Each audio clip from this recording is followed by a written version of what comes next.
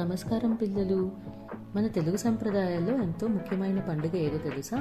అది ఉగాది పండుగ. ఉగాది అంటే ఏంటి? ఉగాది అనే పదం యుగాది నుంచి వచ్చింది. యుగ అంటే కొత్త సంవత్సరం, ఆది అంటే ప్రారంభం, అంటే కొత్త సంవత్సరానికి ఆరంభం అన్నమాట. ఉగాది రోజున చైత్రమాసం ప్రారంభం అవుతుంది. వసంత ఋతువు మొదలవుతుంది. ప్రకృతి కొత్తగా ముస్తాబవుతుంది. చెట్లు కొత్త ఆకులు తొడుగుతాయి. అందుకే ఈరోజు కొత్త ప్రారంభానికి ప్రతీకగా భావిస్తారు. ఉగాది అసలు ఎందుకు జరుపుకుంటారో ముందు తెలుసుకుందాం మనం.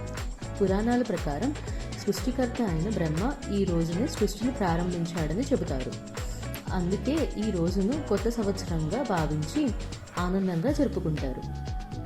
ఇది మనకు ఒక మంచి సందేశం ఇస్తుంది. పాత విషయాలను మర్చిపోయి కొత్త ఆశలతో ముందుకు సాగాలి అని. ఈరోజు అందరం ఉగాది పచ్చడి చేసుకుంటాము. ఉగాది రోజున ప్రత్యేకంగా చేసే వంటకం ఇది. ఇందులో 6 రుచులు ఉంటాయి. మొదటిది తీపి, రెండోది పులుపు, మూడోది చేదు, నాలుగవది కారం, ఐదవది ఉప్పు, ఆరవది వగరు. ఈ 6 రుచులు మన జీవితంలోని 6 భావాలను సూచిస్తాయి: సంతోషం, దుఃఖం, కోపం, ఆశ్చర్యం, భయం, అసహ్యం. జీవితం కూడా ఈ పచ్చడిలానే ఉంటుంది. అందుకే ఏ పరిస్థితి వచ్చినా ధైర్యంగా ఎదుర్కోవాలి అని ఉగాది మనకి నేర్పిస్తుంది. భారతదేశంలో వివిధ ప్రాంతాల్లో ఉగాది ఒక్కొక్క రకంగా జరుపుకుంటారు. మన దేశంలో ఎంత వైవిధ్య భరితమో కదా, కానీ పండుగల ఆనందం అందరిది ఒక్కటే. ఈ పండుగ ఆంధ్రప్రదేశ్, తెలంగాణలో ఉగాది అని జరుపుకుంటారు. కర్ణాటకలో కూడా దీనిని ఉగాది అనే జరుపుకుంటారు. మహారాష్ట్రలో ఈ పండుగని గుడి పడ్వా అని అంటారు. అక్కడ ఇళ్ల ముందు గుడి అనే జెండాను ఎగరవేస్తారు. తమిళనాడులో దీనిని పుతాండు అని జరుపుకుంటారు.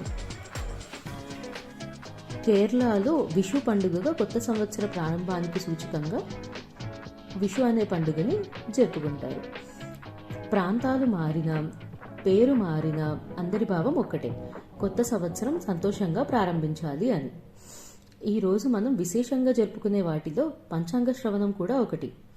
కొత్త సంవత్సరంలో గ్రహస్థితులు ఎలా ఉంటాయి అని ఈ పంచాంగ శ్రవణం వల్ల తెలుసుకుంటారు. ఇలా ఆనందంగా కుటుంబ సభ్యులతో కలిసి ఉగాది పండుగను అందరం జరుపుకుంటాం.